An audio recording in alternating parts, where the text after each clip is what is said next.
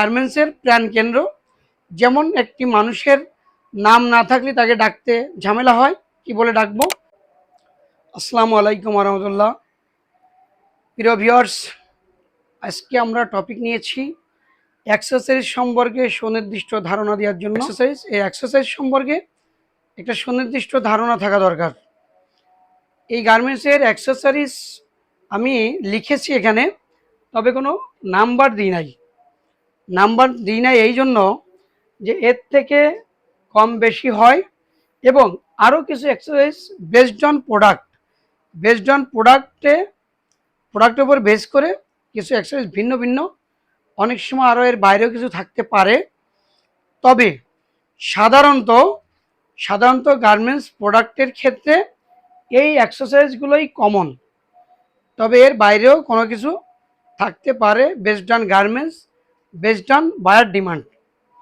তো সাধারণত এই জিনিসগুলো হচ্ছে কমন। এখানে ফেব্রিকটা থাকে মূল, এরপরে এর দ্বিতীয় পর্যায়ে এসে যায় সুইং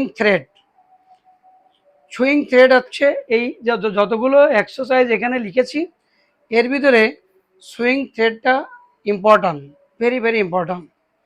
তো এখানে এই যে এক্সারসাইজগুলো লেখা হয়েছে এগুলো যে সব প্রোডাক্টের ক্ষেত্রে প্যাকিং করে শিপমেন্ট করতে লাগবে এমনটা নয়, তবে সাধারণত এইগুলোই কমন থাকে।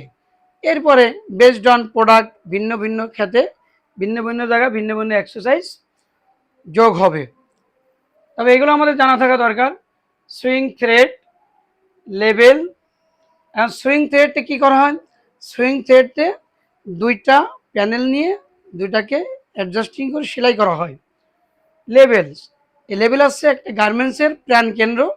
যেমন একটি মানুষের নাম না থাকলে তাকে ডাকতে ঝামেলা হয়, কি বলে ডাকবো? তেমন লেভেল হচ্ছে একটা গার্মেন্টসের প্রাণকেন্দ্র। গার্মেন্টসের নাম, সমস্ত লোকেশন, সমস্ত কিছু ডিটেলস সেখানে পাওয়া যায়। অর্থাৎ গার্মেন্টস হচ্ছে একটা গার্মেন্টসের প্রাণকেন্দ্র এবং গার্মেন্টসের নাম জানার একটা উপায়। হ্যান্ড ট্যাগ, গার্মেন্টস কমপ্লিট হওয়ার পরে এটা হ্যান্ড ট্যাগ করে প্যাক করা হয়, এটা হচ্ছে কমপ্লিটের পরে। প্রাইস টিকিট, এটাও কমপ্লিটের পরে। ট্যাগ পিন, এটাও কমপ্লিটের পরে। টিস্যু পেপার, এটাও গার্মেন্টস কমপ্লিটের পরে। প্যাকিং করার সময় অনেক সময় টিস্যু লাগে। পলিব্যাগটা হচ্ছে কমপ্লিট ফোল্ডিং করার পরে পলিব্যাগে ঢোকানো হয়, গার্মেন্টস কমপ্লিটের পরে প্রয়োজন হয়। এই বাটনটা দুই প্রকার ব্যবহার করা হয়। কিছু গার্মেন্টসে, যেমন এক্সাম্পল আমি বলতে পারি, ডেনিম গার্মেন্টস যদি হয় তাহলে ওয়াশ করার পরে ফিনিশিংয়ে যাওয়ার পরে বাটন লাগানো হয়। সাধারণত চেকের আগে বাটন লাগানো হয়, অনেক সময় চেকের পরেও লাগানো হয়। তো এটা হচ্ছে কমপ্লিট পরে ওয়াশ হবে, তারপরে বাটন লাগানো হবে। আর যদি নন ওয়াশ হয় তাহলে একদম লেআউটের শেষ পর্যায়ে আউটপুটে এসে বাটনটা লাগানো হয় সাধারণত। জিপারটা লেআউটের মাঝখানে লাগানো হয়, অথবা একটু মাঝখান থেকে সামনে লাগানো, অর্থাৎ র গার্মেন্টস কমপ্লিট হওয়ার আগে। ইন্টারলাইনিং, এটাও লাইনের ভিতরে ইন্টারলাইনিংটা লাগানো হয়, তখন কমপ্লিট হয় না। এই ব্যাকবোর্ডটা গার্মেন্টস কমপ্লিট হওয়ার পরে যখন প্যাকিং টেবিলে ফোল্ডিং করা হয় তখন ব্যাগে একটা একটা পেপার বোর্ড দিয়ে ফোল্ডিং করা হয়, যাতে করে ওই ফোল্ডিংটা একটু হার্ড থাকে, ভেঙে না যায়। প্লাস্টিক ক্লিপ, এই প্লাস্টিক ক্লিপটাও কমপ্লিটের পরে প্যাক টেবিলে করা হয়। এই ইলাস্টিকটা অনেক সময় কমপ্লিটের পরে ইউজ করা হয়, আবার মাঝখানে ইলাস্টিক ওয়েস্ট ব্যান্ডের ভিতরে দিয়ে মাঝখানেও তৈরি হয়। এটা দুই রকম হয়, যেমন বাচ্চাদের প্যান্টের ক্ষেত্রে বা কোনো ট্রাউজারের ক্ষেত্রে এটা ফিনিশিংও অনেক সময় ব্যবহার করা হয় ইলাস্টিক। পকেটিং ফেব্রিক, এটা লাইনের ভিতরে পকেটিং যখন করা হয় তখন এটা ইউজ করা হয়। এই কলার বনটা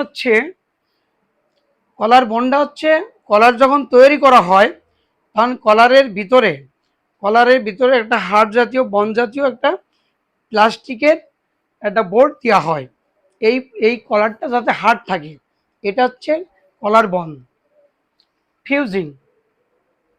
ফিউজিংটা হচ্ছে বানানটা ভুল করেছি, ফিউজিং। এই ফিউজিংটা গার্মেন্টস তৈরি করার সময় ব্যবহার করা হয়। যদি আমি এক্সাম্পল দিয়ে বলতে পারি যে ওয়েস্ট ব্যান্ডের ভিতরে ফিউজিং ব্যবহার করা, আরও অনেক জায়গায় ব্যবহার করা হয়। কোন সময় কোন জিনিসটা ব্যবহার করা হয় এটা নিয়ে আপনাদেরকে সুনির্দিষ্ট ধারণা দেওয়া হলো, কোন সময় কোন জিনিসটা ব্যবহার করা, এবং সাধারণত এই এক্সারসাইজগুলোই কমন থাকে, তবে এর বাইরেও দু একটা থাকতে পারে। আপনারা মোটামুটি এক্সারসাইজের ধারণাটা নিলেন।